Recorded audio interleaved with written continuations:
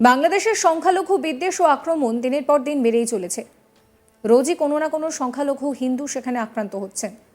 বাংলাদেশের হিন্দু সন্ন্যাসী চিন্ময় কৃষ্ণ দাসের গ্রেফতারির পর থেকে উত্তপ্ত হয়ে রয়েছে বাংলাদেশ। আর এই পরিস্থিতির মধ্যে উদ্বেগ বাড়াচ্ছে অনুপ্রবেশের বিষয়টি। পশ্চিমবঙ্গ সহ ভারত বাংলাদেশ সীমান্তবর্তী রাজ্যগুলি থেকে মাঝে মধ্যেই উঠে আসছে অবৈধভাবে ভারতে প্রবেশ করা বাংলাদেশিদের ধরা পড়ার খবর। এরই মধ্যে যে ঘটনা শোনা যাচ্ছে তাতে করে রীতিমতো প্রশ্ন উঠতে শুরু করেছে, যেমন কি ঘটেছে যার জন্য এই সিদ্ধান্ত। আপনারা ভাবছেন তো যে কি এমন হয়েছে?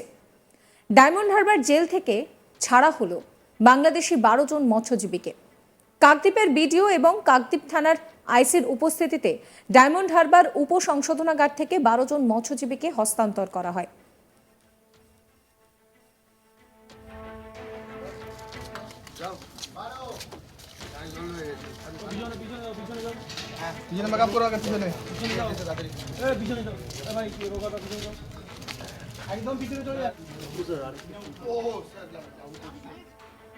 সুন্দরবন সামুদ্রিক মৎস্যজীবী শ্রমিক ইউনিয়নের সম্পাদক সতীনাথ পাত্র কি বলছেন শোনাবো।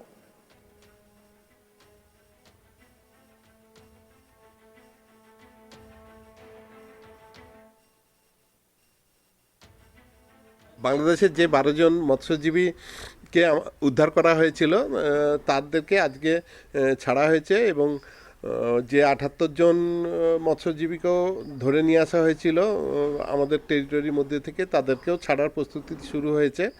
আশা করছি কিছুদিনের মধ্যে ওদেরকে বাংলাদেশের হাতে তুলে দেওয়া হবে এবং আমাদেরও ওখানে যে 95 জন মৎস্যজীবী আটকে আছে তারাও শীঘ্রই ছাড়া পাবে এবং পুরো প্রক্রিয়াটা শুরু হয়ে গেছে। আমরা কিছুদিনের মধ্যেই এটা জানতে পারবো আশা করছি। প্রায় 3 মাস আগে বাংলাদেশি 12 জন মৎস্যজীবী ভারতীয় জলসীমানায় ঢুকে পড়ে। মঙ্গলবার তাদেরকে কাকদ্বীপের বিডিও এবং কাকদ্বীপ থানার আইসির হাতে তুলে দেওয়া হয়। বাংলাদেশি মৎস্যজীবীদেরকে কাকদ্বীপের অক্ষয়নগর ফ্ল্যাট শেল্টারে রাখা হবে বলে জানা গিয়েছে। পরে অফিসিয়ালি বাংলাদেশি মৎস্যজীবীদেরকে বাংলাদেশের হাতে তুলে দেওয়া হবে বলেও জানা গিয়েছে।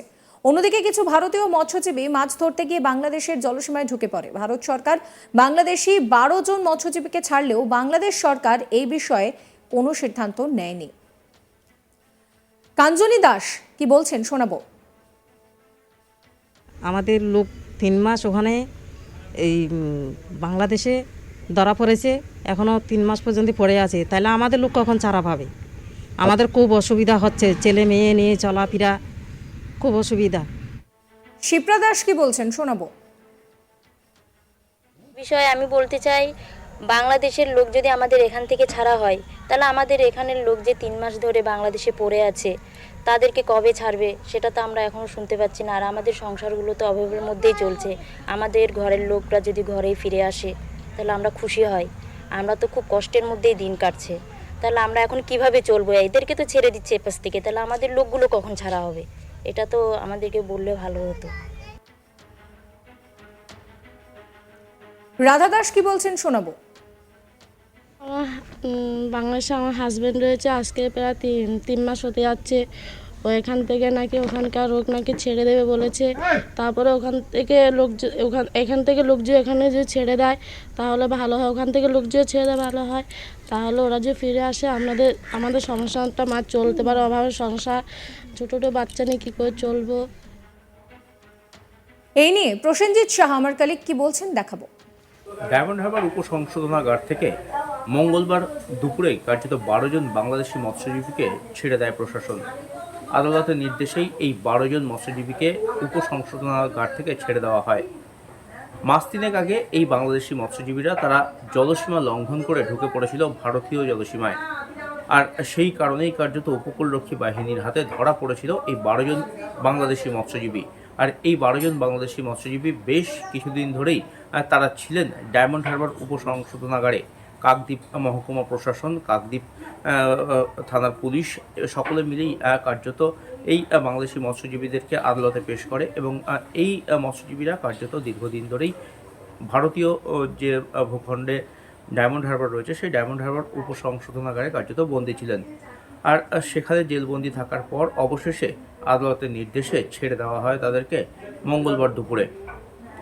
আপাতত এই বাংলাদেশি মৎস্যজীবীদেরকে কাকদ্বীপ মহকুমা প্রশাসনের হাতে তুলে দেওয়া হয়েছে এবং তাদেরকে নিয়ে রাখা হবে একটি ফ্ল্যাট শেল্টারে, এবং সেই ফ্ল্যাট শেল্টারে রেখে তাদের যে যাবতীয় সরকারি প্রসিডিওর আছে, যে প্রসিডিওর মেনটেন করে তাদেরকে বাংলাদেশে পুনরায় ফেরত পাঠানো যায়, সেই ব্যবস্থা রাজ্য সরকারের তরফ থেকে করা হবে, তেমনটাই কার্যত জানিয়েছে প্রশাসন।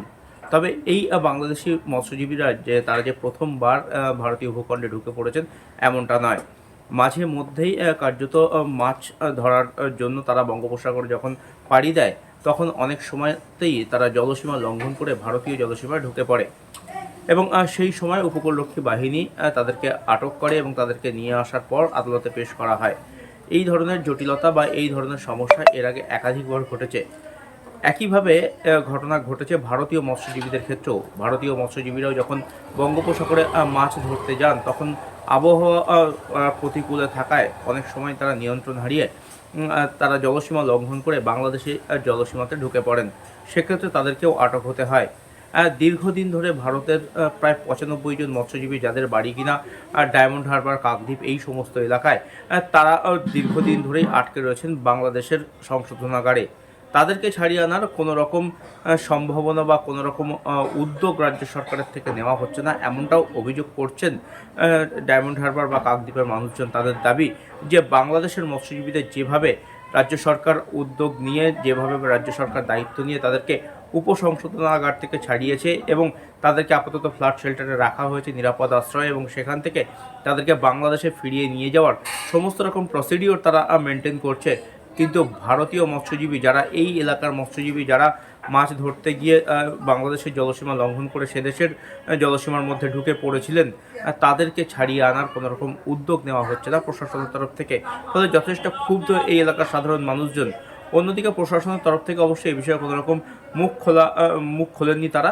তবে মৎস্যজীবী সংগঠনের যারা নেতৃত্বরা রয়েছেন তারা চেষ্টা করছেন যে সমস্ত মৎস্যজীবী বাংলাদেশের জেলে বা সংশোধনাগারে আটকে রয়েছেন, তাদেরকে কীভাবে এখানে ফিরিয়ে আনা যায় সেই চেষ্টা তারা চালাচ্ছেন। অন্যদিকে এই বাংলাদেশি মৎস্যজীবী যে 12 জনকে ছেড়ে দেওয়া হলো মঙ্গলবার আচমকাই, সেটা কেন হলো, কী কারণে হলো, সেই বিষয়টিও নিয়েও কিন্তু প্রশ্ন তুলেছেন অনেকেই।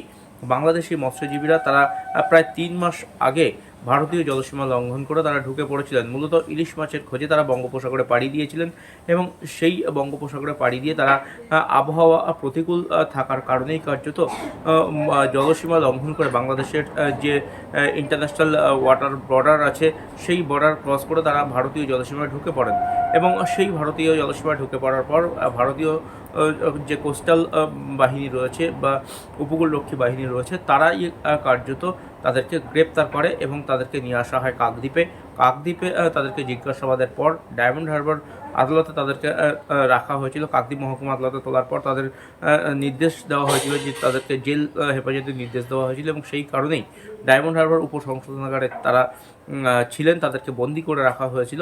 অবশেষে আদালত আবারও নির্দেশ দেওয়ার পর তাদেরকে কার্যত ছেড়ে দেওয়া হয়েছে মঙ্গলবার, এবং তাদেরকে আপাতত কাকদ্বীপের অক্ষয়নগর এলাকাতে একটি ফ্ল্যাট শেল্টারে রাখা হচ্ছে নিরাপদ আশ্রয়ে, এবং সমস্ত রকম সরকারি যা প্রক্রিয়া রয়েছে সেই প্রক্রিয়া সম্পন্ন করে দ্রুত তাদেরকে বাংলাদেশে ফিরিয়ে দেওয়ার প্রচেষ্টাও রাজ্য সরকারের তরফ থেকে চালানো হচ্ছে। কিন্তু প্রশ্ন উঠেছে, রাজ্য সরকার যখন বাংলাদেশি মৎস্যজীবীদেরকে দ্রুত সে দেশের পাঠিয়ে দেওয়ার চেষ্টা করছে বা তাদের আত্মীয় পরিজনের কাছে ফিরিয়ে দেওয়ার চেষ্টা করছে, কিন্তু ভারতীয় যে সমস্ত মৎস্যজীবী বা এ রাজ্যের যে সমস্ত মৎস্যজীবী বাংলাদেশের জেলে বন্দী হয়ে রয়েছেন, প্রায় 95 জন মৎস্যজীবী বন্দী হয়ে রয়েছেন গত কয়েক মাস ধরে, তাদেরকে ফিরিয়ে আনার কোনো উদ্যোগ রাজ্য সরকারের তরফ থেকে নেওয়া হচ্ছে না, এই প্রশ্নও কিন্তু তুলছেন এলাকার সাধারণ মানুষজন। চ্যানেলকে সাবস্ক্রাইব করুন।